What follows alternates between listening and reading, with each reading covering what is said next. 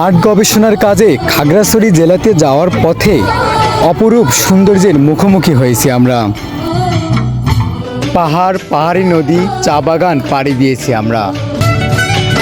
Team বৃত্তান্ত খাগড়াছড়ি জেলার নলিকান্ত গ্রামে দেবাশং চাকমার বাড়িতে উপস্থিত হয়েছে।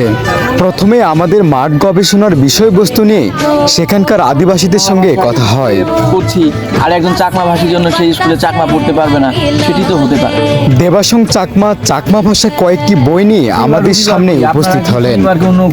প্রথমে আমরা জানতে চেয়েছিলাম চাকমা ভাষায় মাসের নাম। ওদের মাসের নাম রয়েছে, তো সেই ক্ষেত্রে আমরা যেটা পেয়েছি সেটা হচ্ছে ওরা ভাদ্রকে ভাদো বলতেছে, তারপর হচ্ছে আশ্বিনকে আসিন, ভাদ, আশ্বিন, হাদি, পৌষ, মাঘ, ফাগুন, চৈত, অগ্রহায়ণ হইতে না। চাকমা ভাষায় বাংলাকে নিয়ে যে শব্দ দূষণ ঘটেছে তা তাদের কথা থেকেই বোঝা যায়।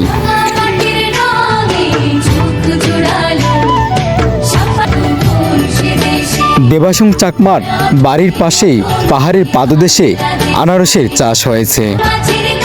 পাহাড়ি জাতের আনারস অত্যন্ত সুমিষ্ট হয়।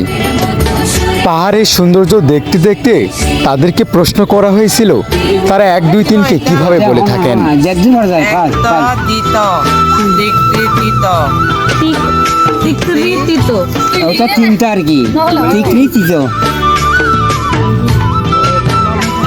চাল ফুরিয়ে গেছে কে তারা বলে থাকেন এভাবে।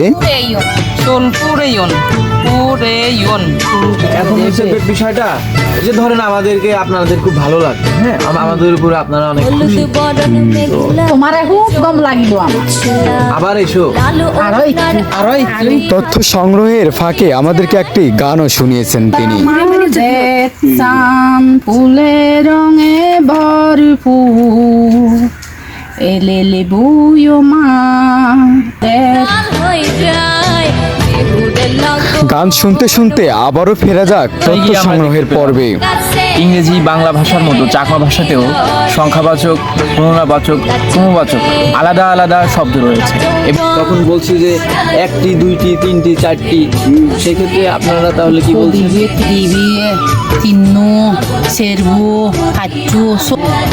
দেবাশং চাকমার বাড়ির পাশ দিয়েই বয়ে গেছে একটি পাহাড়ি ঝর্ণা।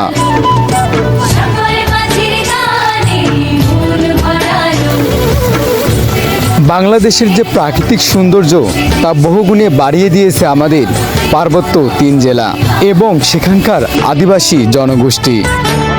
এবার আমাদের প্রশ্ন ছিল তারা পরিমাপের একক কিভাবে ব্যবহার করেন। 1 দ সমান হাফ কেজি,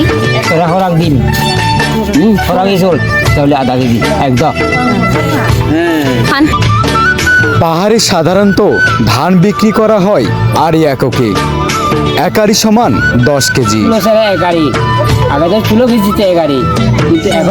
শহরের কাছে চাকমা আদিবাসীদের বাড়িগুলো অনেক সময় ইটের হলেও অনেক বাড়ি এখনো বেত বাঁশ দিয়েই তৈরি। ফেরা যাক তথ্য সংগ্রহের পর্বে। তারা একজনকে বোঝাতে তুই শব্দটি ব্যবহার করে থাকে এবং বহুজনকে বোঝাতে বা বহুবচন বোঝাতে তুমি শব্দটি ব্যবহার করে থাকে। এখন আমি চাকমা ভাষায় আমি বললে বহুবচন। চাকমা ভাষায় আম শব্দের 2 রকম ব্যবহার আছে। চাকমা ভাষায় একটা হচ্ছে আম দ্বারা বোঝায় ফল, আরেকটি হচ্ছে ঘর বোঝায়। বলি আমত ফল, আমাদের পাহাড়িদের আছে না, পঙ্গর আছে না, নিচে থাকে বলে আমত ফল। আম বাড়িটা হচ্ছে আম, ওই নিচেটা হচ্ছে ফল, আমত ফল। আমরা এবার চেষ্টা করেছিলাম চাকমা ভাষায় তাদের কথোপকথন শোনার জন্য।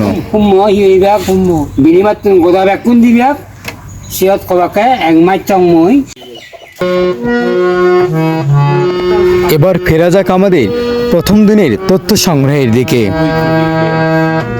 প্রথম দিনে আমরা উপস্থিত হয়েছিলাম করুণাময় চাকমার বাড়িতে।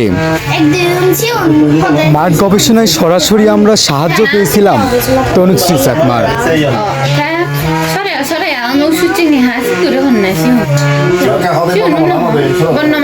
তথ্য সংগ্রহের এক পর্যায়ে তনুশ্রী চাকমা আমাদেরকে একটি গান শোনান।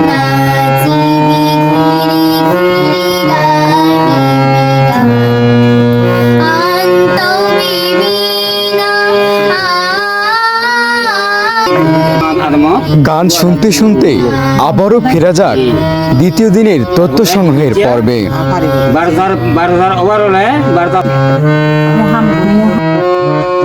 আমরা জানতে চেয়েছিলাম চাকমা ভাষায় সংখ্যাবাচক শব্দের ব্যবহার। চাকমা ভাষায় যে এগোত্তর ফারক এগুলো বলতে বোঝায় যোগ বিয়োগ। হ্যাঁ জিয়ানতাই, এটা উচ্চারণ কি জিয়ানতাই? চাকমা ভাষাভাষী আদিবাসীদের কথা শোনার পাশাপাশি আমরা তাদের সংগ্রহে থাকা কিছু বইয়ের সাহায্য নিয়েছি। তো সংগ্রহের মাঝে আবারও ফেরা যাক নলিকান্ত গ্রামের সেই প্রাকৃতিক সৌন্দর্যের দিকে।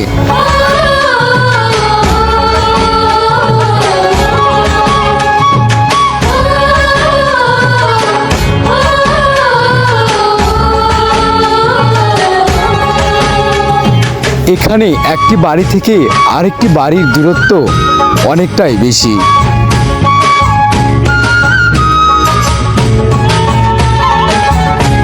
সামনের এই সমতল ভূমিতে চাষাবাদ করে থাকেন তারা।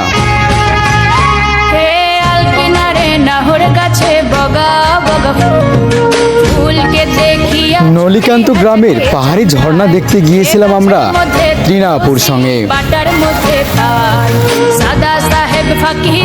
সেখানকার স্থানীয় চাকমা আদিবাসীরা তাদের গাছের কুল আমাদেরকে খেতে দিয়েছিলেন।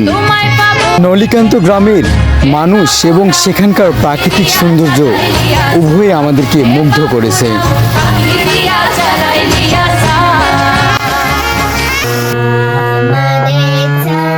এবার ফেরা যাক চাকমা ভাষার কবিতা শোনার পর্বে। ইজি বিজি কর্মা বিজি এর সরে মোট সরে গাবুর বেয়ে বসুন সুনীলাল দেওয়ান।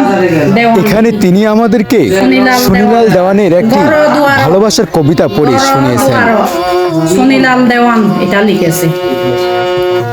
ঘর দুয়ার এনে দাগের ভালোবাসা শব্দটি আলাদা নামে যে পৃথিবীর সব ভাষাতে আছে তা চাকমা ভাষার কবিতাতেই বোঝা যায়। শিবে খন্না মরে ঘরের সামনে এসে আমাকে কে ডাক দিছে। চাকমা ভাষার কবিতাগুলো আমরা পৃষ্ঠা উল্টিয়ে দেখেছি সব।